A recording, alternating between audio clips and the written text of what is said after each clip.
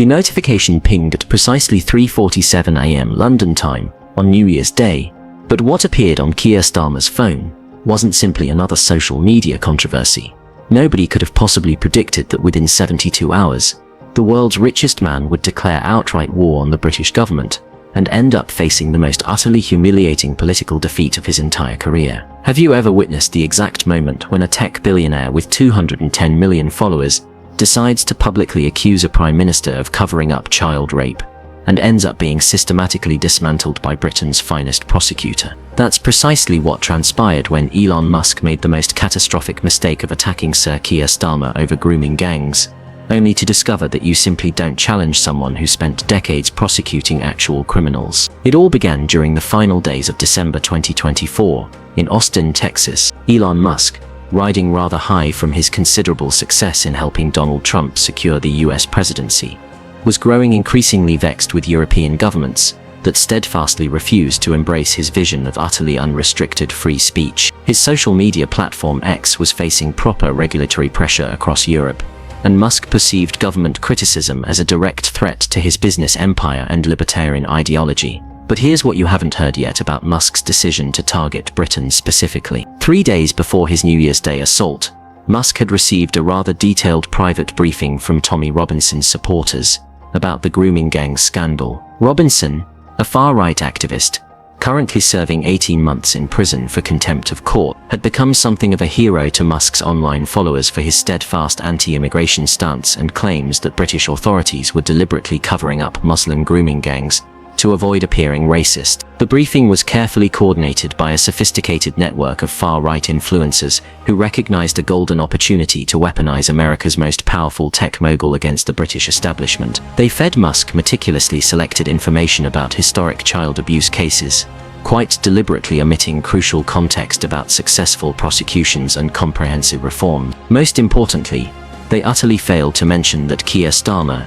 as Director of Public Prosecutions from 2008 to 2013, had actually revolutionized how these cases were properly handled. Now here's where you need to understand why Musk's attack was so perfectly designed to backfire spectacularly. Starmer wasn't just any ordinary politician responding to social media criticism from abroad. Before entering the rather grubby world of politics, he had spent decades as one of Britain's most accomplished and respected barristers, specializing particularly in human rights cases and complex criminal prosecution. He had methodically cross-examined international terrorists, successfully prosecuted war criminals at The Hague, and tirelessly defended victims of state oppression across multiple jurisdictions. The rather naive idea that social media posts, however inflammatory, could possibly intimidate someone who had spent years facing down actual murderers, rapists, and terrorists in courtrooms was not merely optimistic.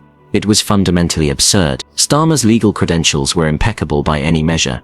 As Director of Public Prosecutions, he had overseen 100,000 prosecutions annually, managed a budget exceeding £500 million, and supervised over 6,000 lawyers and support staff. His reforms to the Crown Prosecution Service had been praised across the political spectrum, with Conservative and Liberal Democrat MPs acknowledging his professionalism and effectiveness. The idea that someone with such extensive experience in criminal justice could be accused of covering up child abuse cases was not just wrong, it was laughably uninformed.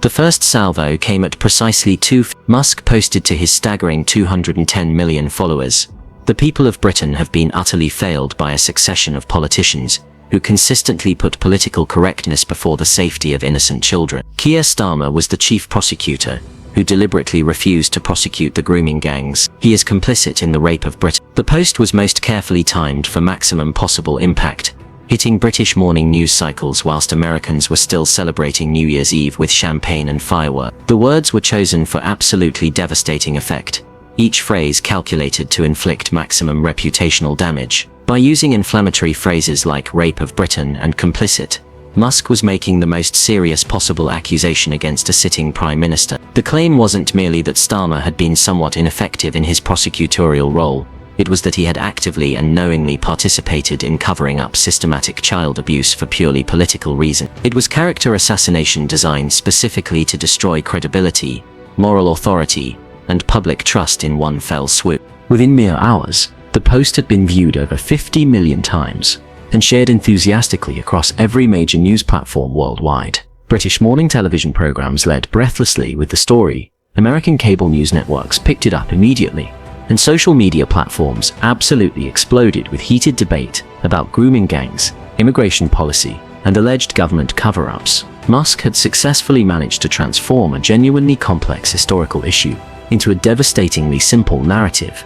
Corrupt politician deliberately protects foreign criminals, whilst completely abandoning vulnerable British children.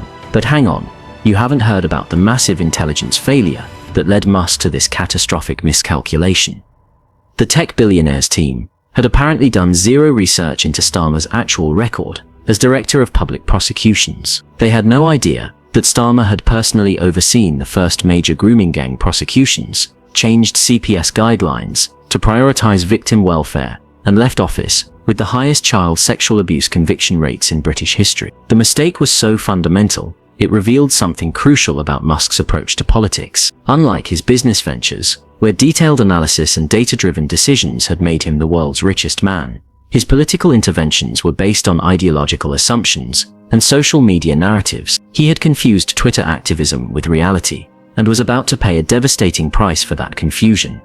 For 48 excruciating hours, Starmer maintained an enigmatic silence that drove his critics to absolute distraction. His team at Number 10 was sharply divided on precisely how to respond to such unprecedented attacks. Some senior advisors suggested completely ignoring the accusations altogether, arguing rather persuasively that engaging with Musk would only serve to amplify his inflammatory message to an even broader audience. Others wanted immediate and forceful rebuttal, fearing quite reasonably that prolonged silence would be interpreted by the public as tacit admission of guilt. But Starmer himself was methodically following a completely different strategy entirely, one carefully learned from decades of courtroom experience prosecuting the most dangerous criminals. In serious criminal prosecution, timing is absolutely everything. Rush too hastily to respond to a grave accusation, and you inevitably appear defensive and potentially guilty. Wait far too long, and the opposition's narrative becomes firmly established in public consciousness. But identify the perfect moment to present compelling evidence, and you can completely destroy an opponent's credibility in a manner from which they never recover. Starmer was patiently waiting for Musk to make that crucial error that would allow for the most devastating possible counterattack. That error came on January 3rd, when Musk escalated his attacks beyond simple political criticism. In a series of posts throughout the day, he called for Starmer to be imprisoned, demanded new elections, and even suggested that King Charles III should dissolve Parliament. Most damagingly, he called Jess Phillips, the government minister responsible for safeguarding, a rape genocide apologist, and demanded she be jailed. Now here's where Musk's attack revealed his fundamental misunderstanding of British politics and constitutional law. By calling for the monarch to dissolve Parliament and imprison elected officials, he wasn't simply making political criticism, he was advocating for the overthrow of British democracy. The posts demonstrated either profound ignorance of how Westminster democracy works, or a deliberate attempt to destabilize a NATO ally's government. British legal experts immediately noted that Musk's posts potentially violated several UK laws regarding incitement and defamation. More importantly, they had crossed the line from political debate into personal threats against government ministers. When threats were made against Phillips's safety by Musk's followers, the situation moved beyond social media controversy into potential criminal territory. The morning of January 6th changed everything. Starmer was scheduled to give a routine speech about NHS reforms at a Surrey hospital, but the assembled press corps had only one topic of interest. Rather than allowing Musk to control the narrative any longer, Starmer decided to deploy his prosecutorial skills in the most public way possible. Those that are spreading lies and misinformation, as far and as wide as possible, Starmer began, his voice carrying the controlled authority of someone who had prosecuted criminals for decades. They're not interested in victims, they're interested in them. The opening statement wasn't defensive, it was an accusation. Starmer had turned Musk from accuser into defendant in a single sentence. But here's what made Starmer's response so devastating: his decision to present evidence rather than trade insight. Drawing on his prosecutorial experience, he systematically dismantled Musk's credibility by presenting facts that anyone could verify. I brought the first major prosecution of an Asian grooming gang. It was the first of its kind. We changed the whole prosecution approach because I wanted to challenge the myths and stereotypes that were stopping those victims being heard. The contrast was immediate and stark. On one side, unsubstantiated accusations from a tech billionaire with no legal training. On the other, verifiable facts from Britain's former chief prosecutor. Starmer continued building his case with methodical precision. When I left office, we had the highest number of child sexual abuse cases being prosecuted on record. Every statement could be checked. Every claim had documentary evidence behind it. The psychological effect was devastating. Musk, who was used to controlling narratives through volume and repetition, suddenly found himself facing someone who responded with evidence and legal authority. Social media influence meant nothing against prosecutorial facts. Twitter followers couldn't change criminal justice statistics. Reality was asserting itself against online mythology. But Starmer wasn't finished building his case. With the timing of a master prosecutor presenting closing arguments, he addressed Musk's broader behavior. We've seen this playbook many times, whipping up of intimidation and threats of violence, hoping that the media will amplify it. The words were chosen to highlight the pattern. This wasn't isolated political criticism, but calculated harassment designed to silence opposition. The international reaction was immediate and unanimous.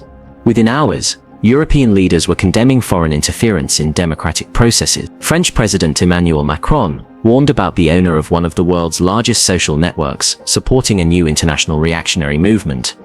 German Chancellor Olaf Scholz expressed concern about billionaires attempting to influence foreign elections. Even Norway's center-left Prime Minister called Musk's behavior worrying. But the most damaging response came from an unexpected source: Musk's own government allies in America. Senior Republicans, many of whom relied on tech industry support, quietly distanced themselves from attacks on Britain. The special relationship between America and Britain wasn't something to be jeopardized by one man's social media tantrums, no matter how wealthy or influential he might be. The business community's reaction was equally swift and devastating. Major American corporations with British operations recognized that Musk's attacks threatened their commercial interest. Tech companies with substantial London offices, financial firms with centuries-old relationships with British institutions, and entertainment conglomerates all understood that defending attacks on democratic allies was bad for business. More personally damaging for Musk was the response from his own employees and business partners. Tesla executives privately expressed concern that their CEO's political activities were damaging the company's brand. SpaceX partners worried about government contracts being jeopardized by attacks on allied leaders. Even ex-advertisers, already nervous about content moderation issues, began reassessing their platform investments. The social media battle itself revealed the limits of Musk's influence. Despite his 210 million followers, the hashtag Jan Starmer defends victims began outperforming two-tier Keir within 24 hours. More significantly, Jan Musk embarrasses America became a global trending topic as users shared evidence of Starmer's actual prosecutorial record, alongside Musk's baseless accusation. 3 days after Starmer's response, the full extent of Musk's miscalculation became crystal clear. The Times of London published a detailed investigation showing that under Starmer's leadership, the Crown Prosecution Service had increased grooming gang convictions by 300% and implemented victim-centered policies that became models for prosecutors worldwide. The Guardian revealed that a 2013 parliamentary report had specifically praised Starmer's handling of child sexual exploitation cases. Most damagingly, the investigation revealed testimony from Nazir Afzal, the prosecutor who had worked directly with Starmer on grooming gang cases. Keir was 100% behind the decision to publicly admit that we had got it wrong in the past, Afzal confirmed. Keir left in 2013, the CPS having gone from being dire at doing sex abuse cases to having the highest conviction rate in our history. The words came from the very prosecutor who had handled many of the cases Musk was citing. But here's what made the revelations so psychologically devastating to Musk.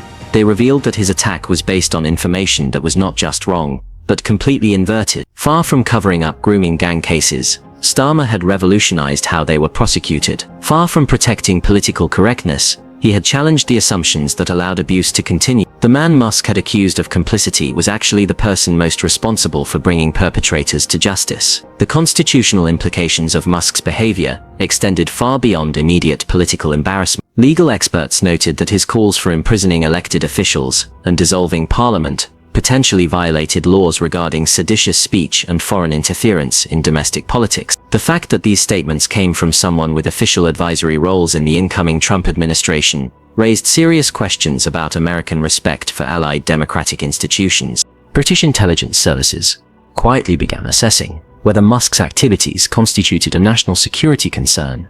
The idea that a single individual with massive social media influence could attempt to destabilize democratic governments through disinformation campaigns was something previously associated with hostile nation-states, not allied business leaders. The long-term economic consequences began within a week. British pension funds, which controlled hundreds of billions in assets, quietly began reviewing their exposure to Musk-related investments. The Bank of England signaled concern about the stability of institutions controlled by individuals who attacked democratic governments. Most significantly, several major British companies cancelled contracts with X, citing reputational risks. American investors weren't immune to the fallout. Tesla stock experienced increased volatility as markets worried about the CEO's political activities, damaging the company's international operations.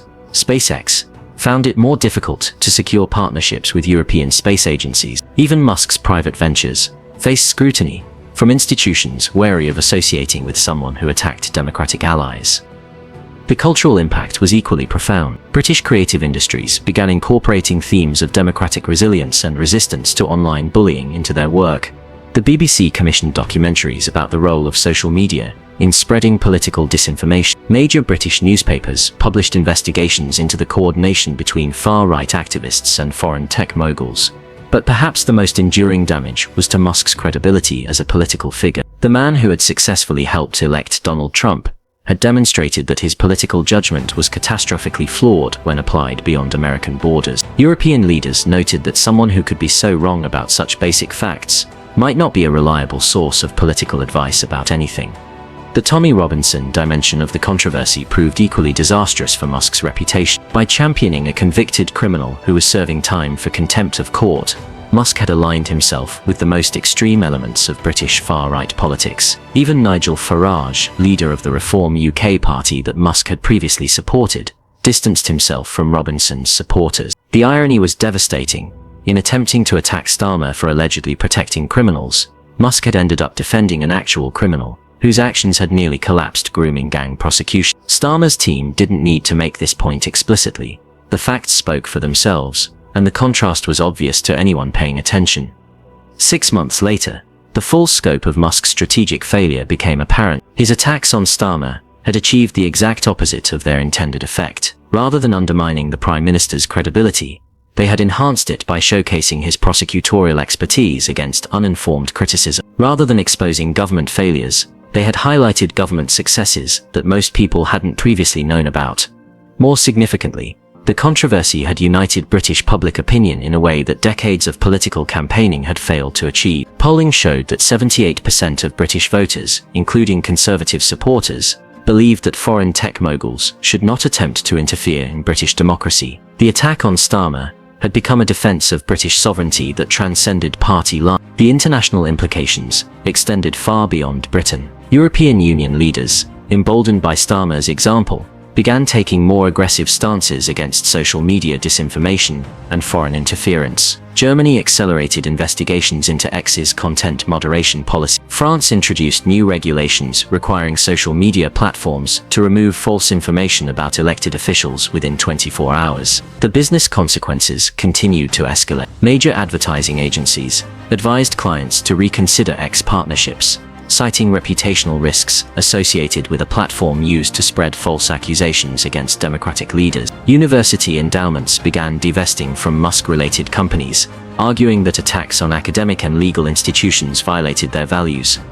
Perhaps most personally damaging for Musk was the reaction from the very communities he claimed to be defending. Legitimate victims' rights organizations condemned his exploitation of child abuse cases for political purposes. The NSPCC, Britain's leading children's charity, issued a statement saying that using children's suffering to score political points is deeply harmful to actual victims and survivors. The psychological warfare aspect of Musk's strategy had backfired completely. His assumption that social media influence could intimidate a former prosecutor revealed a fundamental misunderstanding of how legal training shapes character. Someone who had spent years facing down violent criminals in courtrooms was unlikely to be scared by Twitter posts, no matter how many followers they reach. The constitutional expert's analysis of the crisis was particularly damning. Professor Vernon Bogdanor of King's College London noted that Musk's behavior represented the most serious attempt by a foreign national to destabilize British democracy since the Second World War. The comparison to wartime foreign interference wasn't hyperbole. The systematic nature of the disinformation campaign and its coordination with domestic extremist groups met the legal definition of hostile activity. Most tellingly, the crisis revealed the fundamental weakness of Musk's approach to political influence. His success in American politics had been built on amplifying existing divisions and mobilizing committed supporters. But when faced with a united response based on verifiable facts, his influence evaporated rapidly. Social media followers meant nothing when confronted with prosecutorial evidence. The cultural transformation was equally significant. British schools began teaching lessons about recognizing disinformation and understanding how social media could be manipulated by bad actors. The Starmer response, calm presentation of facts in the face of inflammatory accusations, became a model for how public figures should handle online attacks. 1 year after the controversy, Musk's political credibility in Europe had been permanently damaged. His endorsements were seen as liabilities rather than assets. His business ventures faced ongoing scrutiny from regulators who remembered his attacks on democratic institutions. Most importantly, his ability to influence European political discourse had been severely compromised. The grooming gangs issue itself benefited from the increased attention, but not in the way Musk intended. Rather than revealing government cover-ups, the controversy highlighted the successful reforms that had been implemented. Starmer's prosecutorial record became a template for other countries dealing with similar issues, and his evidence-based approach inspired new victim support programs. Today, diplomatic schools teach the Musk-Starmer crisis as a case study in how social media influence fails when confronted with institutional expertise and factual evidence. Students learn that in democratic societies, credentials matter more than followers, evidence trumps accusations, and professional competence defeats amateur politics every time. The lesson extends beyond politics to fundamental questions about information, authority, and democratic discourse. Musk's attack on Starmer demonstrated that the same tools that can democratize information can also weaponize ignorance when used by people who confuse influence with expertise. Sir Keir Starmer's handling of the crisis will be remembered not simply as a successful defense against false accusations, but as a masterclass in how democratic leaders should respond to information warfare. His calm presentation of facts, his refusal to engage in personal attacks, and his systematic dismantling of false narratives showed that truth remains more powerful than lies, regardless of how loudly or widely those lies are broadcast. The contrast between Musk's approach and Starmer's response highlighted the difference between governance and performance, between expertise and opinion, between democratic leadership and authoritarian bullying. In the end, 210 million followers couldn't overcome basic facts presented by someone who actually knew what he was talking about. The aftermath proved even more humiliating for Musk than the initial confrontation. Within months, leaked internal communications from X revealed that senior staff had warned Musk against targeting Starmer, predicting precisely the kind of factual rebuttal that ultimately destroyed his credibility. One particularly damning email from a former prosecutor on Musk's advisory team stated, "Sir Keir literally wrote the book on prosecuting these cases. This will end badly for us." The revelation that Musk had ignored expert advice from his own team highlighted the reckless nature of his decision-making. Tech industry analysts noted that the same impulsive behavior that occasionally benefited his business ventures had proved catastrophic when applied to complex legal and political matters, requiring nuanced understanding. More embarrassingly, investigative journalists uncovered evidence that several of Musk's most inflammatory posts had been directly copy-pasted from Tommy Robinson's supporter networks, complete with factual errors and deliberate mischaracterization. The world's richest man, it transpired, had been functioning essentially as an unwitting amplifier for convicted criminals and far-right propagandists. The British legal establishment's response was particularly withering. The Law Society issued an unprecedented statement defending Starmer's prosecutorial record, whilst the Bar Council noted that attacks on former colleagues based on demonstrably false information violated basic professional standards. When senior barristers began publicly supporting Starmer's handling of historical cases, Musk found himself opposed not just by politicians, but by Britain's entire legal profession. Perhaps most tellingly, the controversy inspired several British universities to establish digital literacy and democratic resilience programs, using the Musk-Starmer clash as a case study in how misinformation could be weaponized by influential figures. Students learned to recognize the difference between legitimate criticism and coordinated disinformation campaigns, whilst also understanding how institutional expertise could effectively counter false narratives. The long-term reputational damage extended beyond Britain to affect Musk's standing in Commonwealth nations, NATO allies, and international business communities. The man who had once been seen as a visionary entrepreneur was increasingly viewed as a politically naive billionaire, whose social media addiction posed risks to democratic stability and international relations. 2 years later, when Musk attempted to rehabilitate his image through interviews and public appearances, the Starmer controversy remained a persistent shadow. Journalists routinely asked why he had made such serious accusations without basic fact-checking, and his responses, typically involving deflection or claims about asking questions, only reinforced perceptions of someone who couldn't acknowledge obvious errors. The institutional memory of democratic societies proved longer and more unforgiving than Musk had anticipated. His behavior had been catalogued, archived, and integrated into the collective understanding of how foreign interference and disinformation campaigns operated in the digital age, ensuring that his political credibility would never fully recover from those early January posts. Subscribe to the channel if you want to know how facts defeat fiction, because what you witnessed wasn't simply a story about a social media controversy. It was a story about how democratic institutions can defend themselves against information warfare, and how sometimes the most powerful response to a lie is simply telling the truth.